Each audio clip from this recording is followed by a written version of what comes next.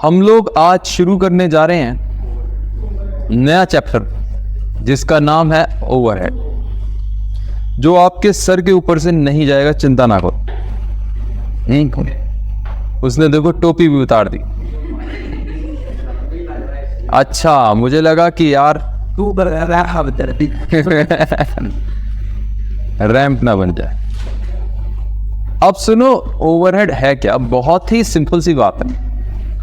पहले इसको समझने के लिए एक चीज समझनी पड़ेगी जिसका नाम है कॉस्ट ऑब्जेक्ट। कॉस्ट ऑब्जेक्ट क्या है? कॉस्ट ऑब्जेक्ट मतलब ऐसी चीज जिसकी हम कॉस्ट निकालने जा रहे हैं।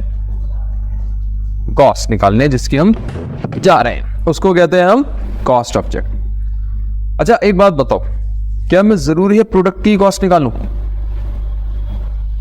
बहुत सिंपल सी बात है। क्यों तुम डिपार्टमेंट की कॉस्ट नहीं निकाल सकते? निकाल सकते हो या नहीं निकाल सकते? तुम लोग, ये भी तो पॉसिबल है कि किसी पर्टिकुलर पर्सन, मैनेजर, उसने क्या खर्चा किया उसकी कॉस्ट निकाल। तो मैं आपको थोड़ी सी थ्योरी साथ में ला रहा हूं। थ्योरी कहां से ला रहा हूं? चैप्टर नंबर 1, क्योंकि बीच बीच में वो भी खत्म करते जाएंगे ना, पता ही नहीं चलेगा, खत्म हो जाएगा। तो हम लोग जो लेके चालू करने वाले हैं वो क्या चालू कर रहे हैं? Cost object. कॉस्ट ऑब्जेक्ट क्या होता है?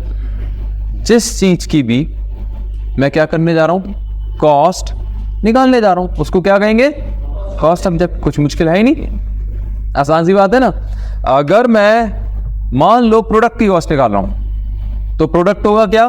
Cost object. डिपार्टमेंट की निकाल रहा हूं तो डिपार्टमेंट होगा। अब मान लो ये 3 स्टूडेंट्स बैठे हैं यहां पे, पहले ने, तीनों मैनेजर हैं, ये ए ब्रांच का, ये बी ब्रांच का, ये सी ब्रांच का। ए ब्रांच के मैनेजर ने ज्यादा खर्चा किया, बी ब्रांच के मैनेजर ने ज्यादा खर्चा किया, या सी ब्रांच के मैनेजर ने ज्यादा खर्चा किया? ये भी तो मैं सोच सकता हूं। बात सही है या गलत है? तो कॉस्ट ऑब्जेक्ट क्या हो जाएंगे यहां पे? ब्रांचेस। ये एक बहुत बड़ी मिथ होती है कि स्टूडेंट सोचते हैं कि सिर्फ कॉस्ट जो निकलती है ना, वो सिर्फ एक प्रोडक्ट की निकलती है और किसी चीज की कॉस्ट निकालने की कोई जरूरत नहीं है।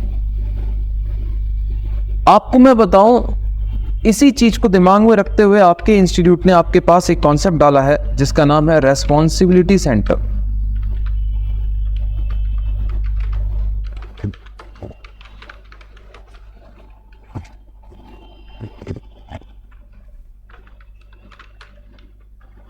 अच्छा, सेंटर की स्पेलिंग अलग होगी। मैं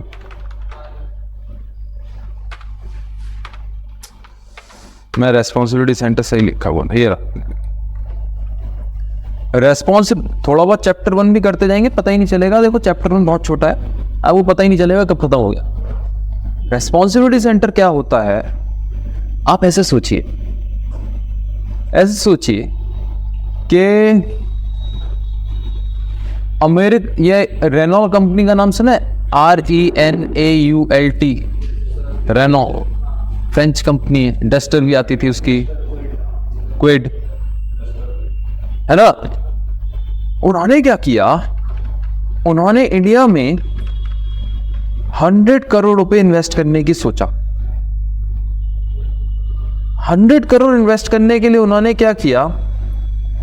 लेटस से अंशिका को यहां का मैनेजर बना के भेज दिया। अब अंशिका को उसने क्या दिया? 100 करोड़। लेकिन उन्होंने क्या किया? वहां के ओनर ने, मान लो श्रुति जो है पूरी रेनो की आपकी ग्लोबल सीईओ है, और रेनो इंडिया की जो सीईओ है वो कौन है? अंशिका। अब इसकी गर्दन पकड़ेगी और गर्दन तोड़ेगी कौन? श्रुति। कहेगी मैंने तेरे को 100 करोड़ रुपए दिए थे, उस पर क्या कमा रही है? क्या कमाया तूने? इन्वेस्ट कैसे किया तूने? अंशिका के इन्वेस्ट कराया उसने, है ना। इन्वेस्टमेंट सेंटर बन गया। इन्वेस्टमेंट सेंटर मतलब ऐसा सेंटर जिसकी रेस्पॉन्सिबिलिटी क्या है, इन्वेस्टमेंट पे ज्यादा से ज्यादा रिटर्न लाना। अब इन्वेस्टमेंट सेंटर क्लियर हो गया सबको, ठीक है। इसने क्या किया, जोन्स में डिवाइड कर दिया, north, east, west, south. Clear है? जब आपने जोन्स में इसको डिवाइड किया, इसमें इन्होंने 4 लोगों को चारों का मैनेजर बना दिया। नॉर्थ का एन नाम का है, ईस्ट का ई नाम का, वेस्ट का डब्ल्यू नाम का, साउथ का एस नाम का। ये 4 मैनेजर है। कहां कहां के 4 मैनेजर? 4 अलग अलग रीजन्स। समझ में आया?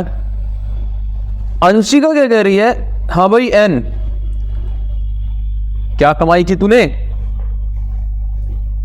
तेरे चक्कर में मेरे को वो गाली बक रही है, वो पागल सी लड़की है, दिमाग खराब करे पड़ी है। इको उसने कॉल करा, देख भाई ऐसा है, वो चुड़ैल अगर मेरे पीछे आई तो मैं चंडी बन जाऊंगी।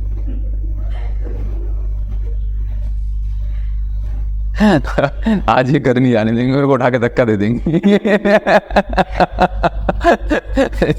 आज ये मेरे को छत से धक्का देने वाली है ना। डब्ल्यू से भी ऐसे ही बोला, एस से भी। ये क्या कह रही है, मुझे ज्यादा से ज्यादा क्या चाहिए? प्रॉफिट। सबसे क्या मांग रही है ज्यादा से ज्यादा? प्रॉफिट। कह रही है चुपचाप पैसे कमा के दे, नहीं तो अगर मेरी खाल खींची गई तो मैं तेरे बाल तक बेच डालूंगी, याद रखना। अब इसने क्या किया, एन ने, इसने 2 पर्सन को हायर किया।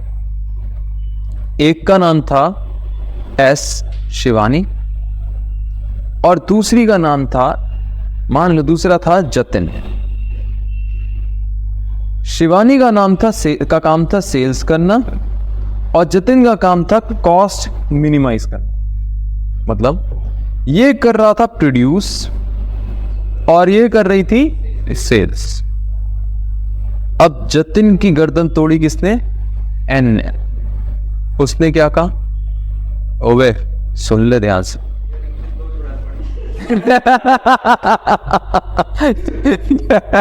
मेरे पीछे 2 बड़ी हैं, नाम नहीं लूंगा, मेरे पीछे 2 बड़ी हैं। अगर तूने फालतू की जरा सी भी कॉस्ट लगाई तो तेरे को मैं छोड़ूंगा नहीं। अब ये है प्रोड्यूसर और एन क्या सोच रहा है, कितनी कॉस्ट आनी चाहिए थी और कितनी कॉस्ट? 5। ये कंपेयर करेगा, ज्यादा कॉस्ट लगा दी ना तो एन जतिन की बैंड बजा देगा। अब बारी आई किसकी? शिवानी मैडम। 3 तिगाड़ा काम बिगाड़ा होने वाला है, 3 लड़कियां आ गई। इसको कहा गया, देख भाई ऐसा है, ऐसा ए हीरोइन इधर सुन, बहुत ज्यादा दिमाग ना खराब कर, चुपचाप सेल्स ला के दे। अब ये मैडम अपनी टीम के पीछे पड़ गई। इनको क्या चाहिए ज्यादा से ज्यादा? रेवेन्यू। इन्होंने सेल्स टीम को बुलाया और अच्छे से खाल खींच के रख दी सबकी। यहाँ ऐड करो, वहां ऐड करो, तुम्हें ऐड बनाना नहीं आता, तुम्हें ये करना नहीं आता, तुम्हें वो करना नहीं आता, देखो यहाँ ऐड करो, मुझे सेल्स चाहिए, मुझे नहीं मालूम कैसे, टारगेट फुलफिल करके देना है मेरे को। समझे या नहीं? ये बेटा मैंने मजाक में बोला, लेकिन ये रियल कंपनीज का रियल एग्जांपल।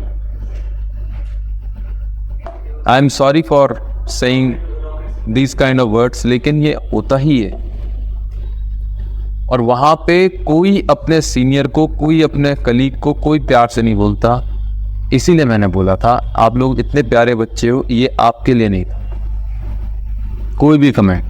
और अगर किसी को एक गलत फहमी है, मैंने कोई कमेंट किसी पर्टिकुलर के लिए मारा है, तो आप अपना नाम बता दीजिए, आगे उसको पता चल जाएगा कि उस पर क्या कमेंट आते हैं। ठीक है? मेरा सिर्फ कहना ये था, ये रियल कंपनी में ऐसे ही होता है। तो यहां पे ना इसकी रेस्पॉन्सिबिलिटी क्या है, रेवेन्यू मैक्सिमाइज करना, इसकी रेस्पॉन्सिबिलिटी क्या है, कॉस्ट मिनिमाइज करना। अब यहां पे सबको हम बोलते जाएंगे रेस्पॉन्सिबिलिटी सेंटर, कॉस्ट सेंटर। समझ आया या नहीं आया? ऐसे ही ये क्या है, प्रॉफिट सेंटर, ये है इन्वेस्टमेंट सेंटर, ये इसको आरओआई ज्यादा से ज्यादा लाके देना है, रिटर्न ऑन इन्वेस्टमेंट।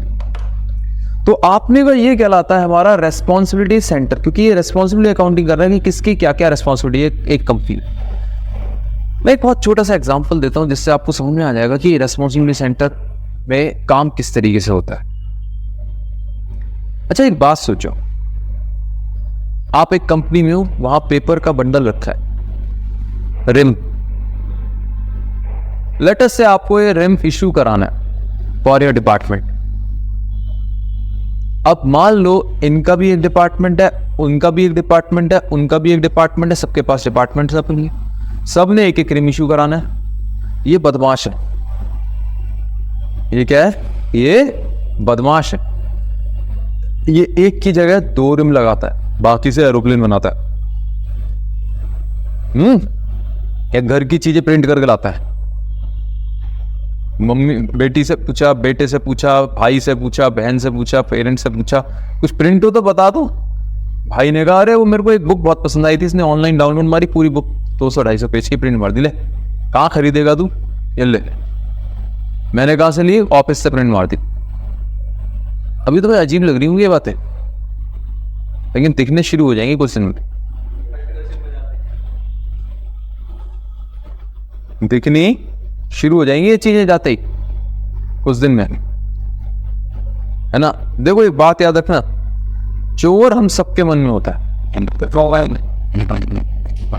चोर हम सब, ऐसा इस दुनिया में कोई इंसान नहीं जिसके मन में चोर ना हो। बस ये है, पहली चीज तो कुछ चोर पकड़े जाते हैं, कुछ पकड़े ही नहीं जाते, है ना।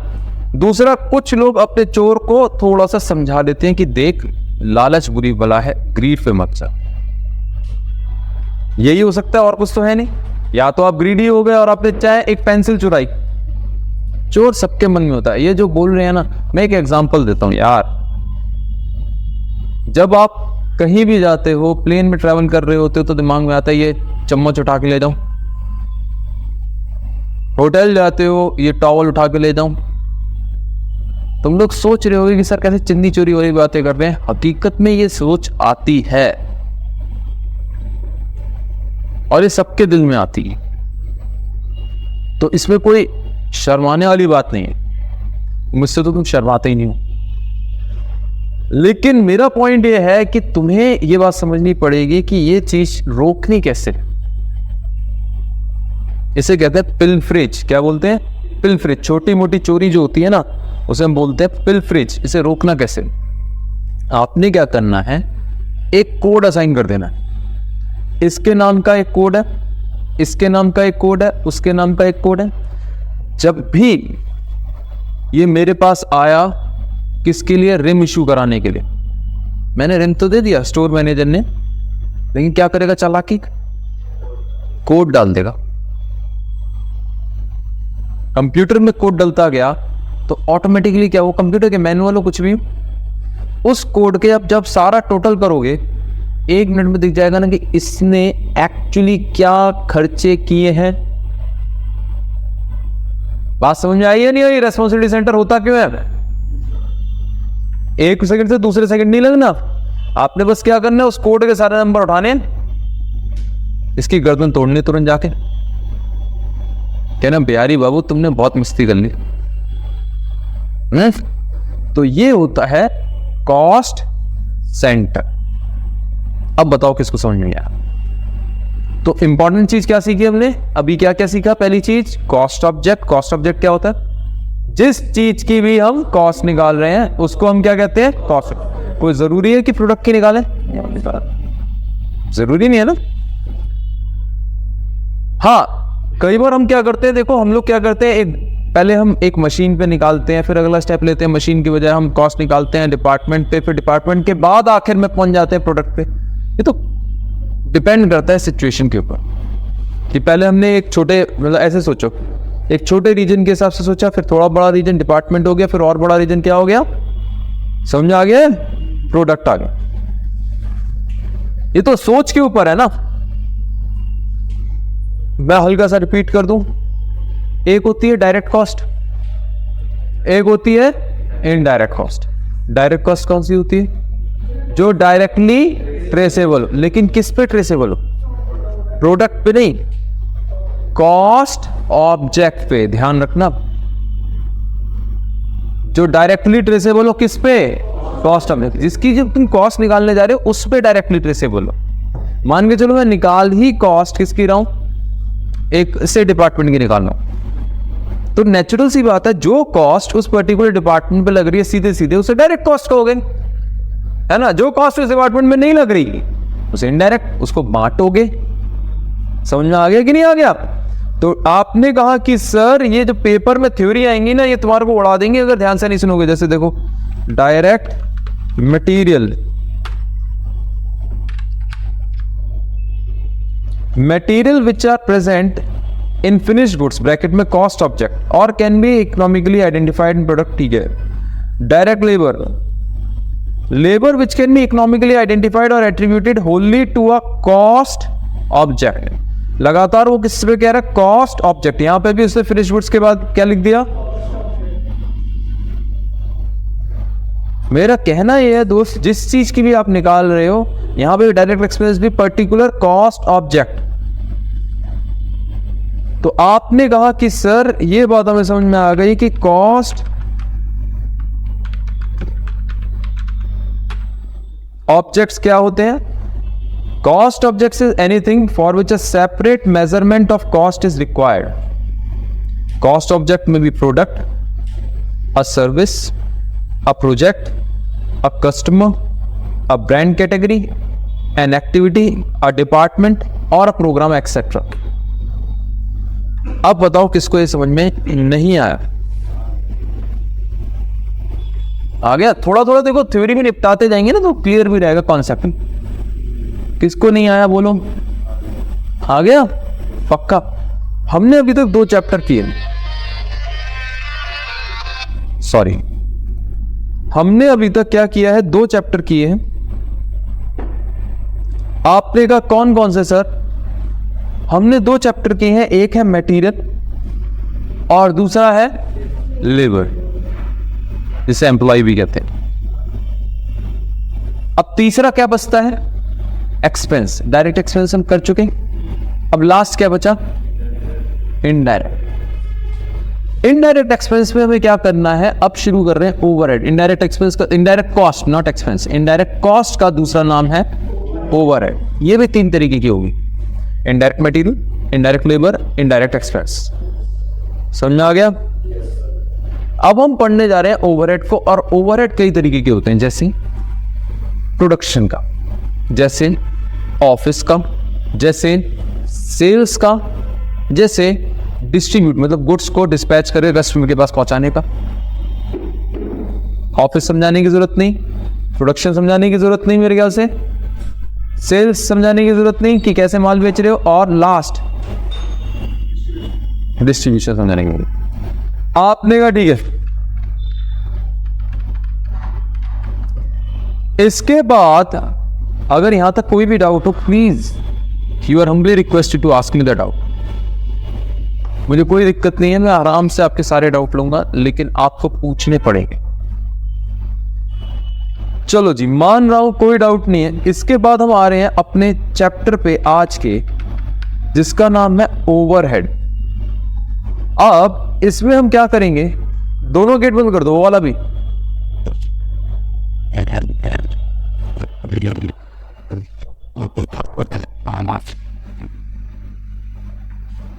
आपने कहा कि सर ओवरहेड में हम क्या करेंगे? हम सबसे पहले इसमें 2-3 स्टेप में जाके हम कॉस्ट निकालना सीखेंगे। सबसे पहला स्टेप क्या होगा? हम ये देखेंगे कि हमारे पास एक कंपनी में, एक फैक्ट्री के अंदर कई डिपार्टमेंट होते हैं। आपने कहा कि सर वो डिपार्टमेंट प्रोडक्शन से रिलेटेड होते हैं जनरली, जैसे मैं आपको एक बहुत छोटा सा एग्जांपल दिया था मैंने, शायद आपको, आप कभी टायर चेंज करने वाले के पास जाओगे तो अगर आप उससे ये कहोगे ना कि टायर चेंज कर रहा है, एक काम कर, इस गाड़ी का इंजन में ये आवाज आ रही है, नट बोल्ट ठीक कर दे, वो नहीं कर पाएगा। वो कहेगा इंजन वाले के पास जा। इंजन वाले के पास गए, उससे कहा कि एक काम कर, इसकी शीशा ओपन बंद सही से नहीं हो रहा, वो कर दे, वो शीशे वाले के पास भेजेगा। शीशे वाले के पास गए, उससे कहा एसी ठीक कर दे, वो एसी के लिए आपको अलग से एसी वाले के पास भेजेगा, जो कार के एसी वाले अलग होते हैं, नॉर्मल एसी वाले अलग होते हैं, कार के एसी वाले अलग होते हैं। आप कहोगे मतलब घूम घुमा के आप परेशान होके कहां पहुंच जाओगे अल्टीमेटली, हर उसके लिए अलग शॉप पे। यही चीज जब हम एक कंपनी के अंदर होते हैं तो अब वो 4 शॉप को आप 4 शॉप ही बोलेंगे, शॉप ही रहेंगी, बस क्या कहलाएंगी, पहली शॉप, दूसरी शॉप, तीसरी शॉप, 4th शॉप। तो फैक्ट्री के अंदर शॉप का मीनिंग क्या होता है, एक ऐसी जगह जहां एक पर्सन बैठ के काम कर रहा है या किसी तरीके से कुछ लोग काम कर रहे हैं, तो हम उसको बोला करेंगे शॉप फ्लोर लेवल। क्या बोला करेंगे, शॉप फ्लोर लेवल। फैक्ट्री का मतलब होता है शॉप फ्लोर लेवल, वहां पे हम क्या कर रहे हैं, हम शॉप पे वर्क कराने गए। आपने कहा अच्छा सर, इसीलिए हमने कभी देखा है जैसे कार वगैरह को जब सही कराने ले जाते हैं तो उसको बोलते हैं वर्क शॉप। सुना है नहीं सुना कभी कि यार ये काम का, इसका कार का, बाइक का, जो भी है, इसकी वर्कशॉप पे जा रहे हैं, शॉप पे। अब हमने क्या किया, वहां पे मान लीजिए आप होंडा के शोरूम पे गए। आप जब होंडा के शोरूम पे गए तो आपने क्या कहा, होंडा के शोरूम पे आप जब पहुंचे तो आपने कहा अरे यार ये जो काम थे आपने बताए, लेकिन उसके लिए उन्होंने क्या किया, एक पर्सन असाइन कर दिया जो कि सारे काम आपके बिहाफ पे ले लेगा, लेकिन वो काम करने के लिए अलग अलग वर्कशॉप्स पे ले जाएगा। आप ही के अंदर एक उसमें ही छोटी छोटी शॉप्स बन रखी होती है। मतलब गाड़ी धोने का आप देखना अलग होगा, कभी नोटिस करना है, टायर का अलग होगा, उसी के अंदर छोटे छोटे डिपार्टमेंट्स टाइप बना रखे। तो मैंने आपको एक बहुत छोटे लेवल के डिपार्टमेंट दिखाए, बहुत ही छोटे लेवल के डिपार्टमेंट दिखाए। मतलब आपको इसमें खुद ही दिख जाएगा कि ये चीज तो आपने रियल में देखी है कि हाँ यार ऐसा होता है, सबने देखा होगा मेरे ख्याल से ये चीजें। तो पहले कर लो, नहीं कर लो, आगे आपने कहा कि सर इसके बाद क्या है,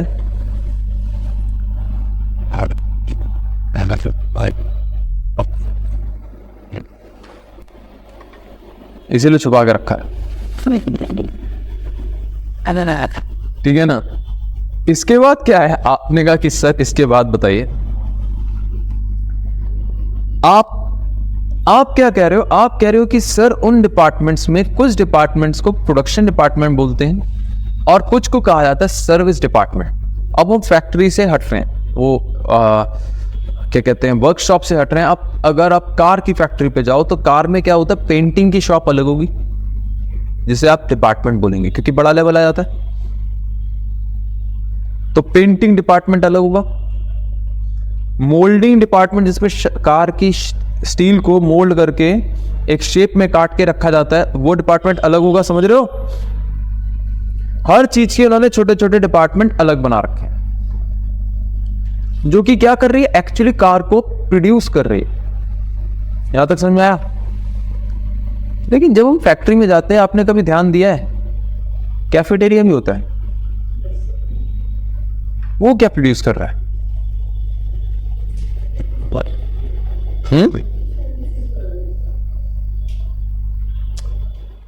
वो कुछ प्रोड्यूस तो नहीं कर रहा, लेकिन कर रहा है क्या कुछ प्रोड्यूस? हाँ, वो सर्व कर रहा है बाकियों की, प्रोडक्शन डिपार्टमेंट को वो हेल्प कर रहा है कि लोग खा पी लेते हैं, उसके बाद जाके काम करते हैं।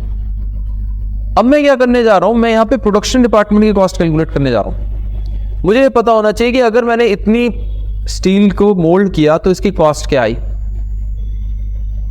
सही है या गलत है? और वो भी कौन सी कॉस्ट पे ध्यान दे रहा हूं? ओवरहेड कॉस्ट पे। डायरेक्ट कॉस्ट को मैं भी हटा दे रहा हूं, मटेरियल लेबर को नहीं ला रहा हूं जानबूझ के बीच में। अभी कौन सा लेके चलूंगा मैं? सिर्फ ओवरहेड, ठीक है ना। आपने कहा सर अच्छा एक बात बताओ, रिसर्च एंड डेवलपमेंट क्या वो प्रोडक्शन डिपार्टमेंट में आता है? वो भी क्या है? सर्विस डिपार्टमेंट है। ओ, बात तो सही है सर। इस तरीके से तो बहुत सारे ऐसे डिपार्टमेंट हैं, ह्यूमन रिसोर्स, ऐसे बहुत सारे डिपार्टमेंट आपको मिलेंगे जो कि क्या कर रहे हैं, इनको अल्टीमेटली सर्व कर रहे हैं। समझ में आ रहा है मैं बोल क्या रहा हूं? उन सारे डिपार्टमेंट्स को हम बोलेंगे सर्विस डिपार्टमेंट। तो हमारे दो तरीके के डिपार्टमेंट होंगे, पहला प्रोडक्शन, ठीक है, शॉप फ्लोर पर ही दो तरीके के डिपार्टमेंट होंगे, एक प्रोडक्शन, दूसरा सर्विस। प्रोडक्शन का काम होगा सीधा प्रोड्यूस करना और कुछ नहीं।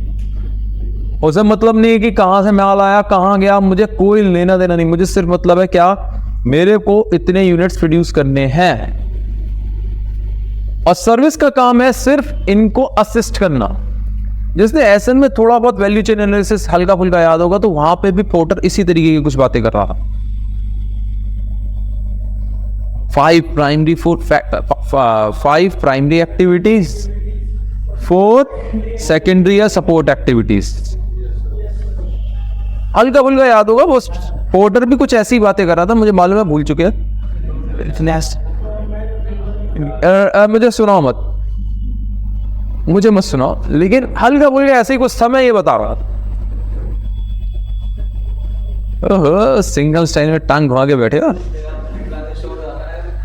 अच्छा, मुझे लगा स्टाइन मार रहे हो। चलो, तो आपने कहा कि सर अब हम इसका मतलब क्या पढ़ने जा रहे हैं ओवरहेड के अंदर। देखो, चैप्टर को शुरू करने से पहले मेरे को थोड़ा सा चैप्टर के बारे में, जैसे कहते हैं भूमिका बनानी पड़ रही,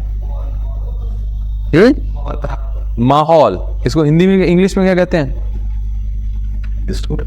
भूमिका बनाने को बताओ। सोचो,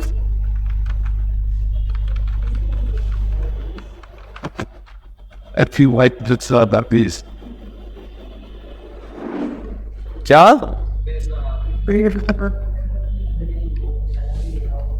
देखो, service departments are those departments which do not directly take part in production of goods or providing services. Such departments provide auxiliary services across the entity and render services to other cost centers. Cost centers का meaning मालूम है ना? जिसकी भी हम cost निकाल रहे हैं, मतलब जिसका रेस्पॉन्सिबिलिटी, जिसका काम है रेस्पॉन्सिबल जो है सिर्फ कॉस्ट के लिए, वो कॉस्ट सेंटर है। And in some cases to outside parties. Examples of such department are engineering, quality control and assurance, laboratory, canteen, stores, time office, dispensary, etc. अब आपने क्या करना है, सबसे पहला काम आपको क्या करना है, जो सीखना है यहाँ पे, प्राइमरी डिस्ट्रीब्यूशन करना सीखना है। प्राइमरी डिस्ट्रीब्यूशन में हम ये सीखेंगे कि कौन सा खर्चा प्रोडक्शन का है, प्रोडक्शन डिपार्टमेंट का, और कौन सा खर्चा सर्विस डिपार्टमेंट। क्लियर है? इसके बाद जब प्राइमरी आ जाएगा तो हम क्या सीखेंगे, सेकेंडरी डिस्ट्रीब्यूशन। सेकेंडरी डिस्ट्रीब्यूशन में ये सीखेंगे कि सर्विस डिपार्टमेंट का खर्चे से तो हमें मतलब ही नहीं है, हमें तो ये निकालना है कि प्रोडक्शन डिपार्टमेंट में अल्टीमेटली कॉस्ट क्या लग रही है। तो हम सर्विस डिपार्टमेंट के खर्चे को किस पे डाल देंगे, प्रोडक्शन डिपार्टमेंट पे, ताकि एक्चुअली मेरी प्रोडक्शन डिपार्टमेंट की कॉस्ट निकल के आ सके और मैं पता कर सकूं कि क्या कॉस्ट पड़ रही मेरे को प्रोडक्शन डिपार्टमेंट। मान लो ये बहुत बदमाश लड़का है, ये 4 चाय पी जाता 5 मिनट के अंदर, और ये बड़ा शरीफ बच्चा है, ये 1 चाय पीता पूरे दिन में, मान लेते हैं। अब ये जो बदमाश बच्चा है जो 4 चाय पी रहा 5 मिनट में, उसकी कॉस्ट ज्यादा लगनी चाहिए, उसके ऊपर मेरे को कॉस्ट ज्यादा लगनी चाहिए कैफेटेरिया की। और जो बेचारा एक चाय पी रहा पूरे दिन में, उस पर मेरे को कैंटीन की कॉस्ट कम डालनी चाहिए। तो अब मैं क्या सीखूंगा, सेकंड स्टेप जो सीखूंगा वो ये सीखूंगा कैसे मैं कैंटीन वगैरह के, मतलब जो सर्विस डिपार्टमेंट है उनकी कॉस्ट को प्राइमरी डिपार्टमेंट की कॉस्ट के ऊपर बांटूं। समझ में आ गया? पक्का? पहली चीज क्या सीखने वाला हूं मैं, बस ये सीखने वाला हूं कि किस तरीके से कितना कितना खर्चा मुझे बांटना चाहिए, क्योंकि डायरेक्टली तो ट्रेस कर ही नहीं सकता। डायरेक्टली ट्रेस होगा तो वो क्या बन जाएगा, डायरेक्ट कॉस्ट। कैसे कैसे कितना कितना खर्चा बांटूं, पहली चीज है ना। उसके बाद मैं क्या करने वाला हूं, सेकंड स्टेप क्या करूंगा, अब सर्विस डिपार्टमेंट की कॉस्ट को कॉस्ट निकाल के कोई फायदा नहीं, क्योंकि मेरे को प्रोडक्शन कॉस्ट निकालनी है और फिर आउटपुट पे लेके जानी है उस कॉस्ट को। तो मैं क्या करूंगा, सर्विस डिपार्टमेंट की कॉस्ट को प्रोडक्शन डिपार्टमेंट पे लेके जाऊंगा किसी पर्टिकुलर रेशो में। और लास्ट स्टेप होगा उस प्रोडक्शन डिपार्टमेंट की कॉस्ट को मैं लेके जाऊंगा मेरे यूनिट्स के ऊपर। बात समझ में आई है नहीं आई? चाहे पहले आर पे लेके जाऊं, आर के बाद उसको लेके जाऊं यूनिट्स पे। तो आपने कहा कि सर इसमें 3-4 स्टेप्स में हमारा क्वेश्चन होगा। पहला, सिर्फ ये सोचना कि किस पे कितने कितना बटना चाहिए, लगना चाहिए शुरुआत में, पहले स्टेप। फिर जो सर्विस डिपार्टमेंट है उसका कितना खर्चा किस किस पे आना चाहिए, डिपेंडिंग अपॉन कितना कितना कंजम्पशन है किस सर्विस डिपार्टमेंट का प्रोडक्शन डिपार्टमेंट में। थर्ड होगा, यहां तक 2 हो गए। थर्ड होगा, इनको लेके जाएंगे हम किसके ऊपर, पर यूनिट पर आर वगैरह के ऊपर। वो चीजें हमने सीखनी। यहां तक क्लियर हुई बात? कोई डाउट? पक्का डाउट नहीं है? अब आपने कहा कि सर हम लोग यही प्राइमरी डिस्ट्रीब्यूशन करने वाले हैं, लेकिन इसके अंदर मैं आपको एक चीज सिखाऊंगा, टर्म्स आएंगे एलोकेशन, अपोर्शनमेंट, रीअपोर्शनमेंट, सबके मीनिंग अभी सिखाऊंगा। जल्दबाजी में मत पूछना ये क्या होता है वो क्या होता है, मैं खुद ही बताऊंगा। आपको दिखेगा मैं वेजेस को कहीं डालूंगा कहीं नहीं डालूंगा, आपको वो भी बताऊंगा, आपको पेशेंस रखना पड़ेगा बस। तो शुरू कर रहा हूं। क्वेश्चन नंबर कहां गया भाई, 2 से पढ़ो जल्दी।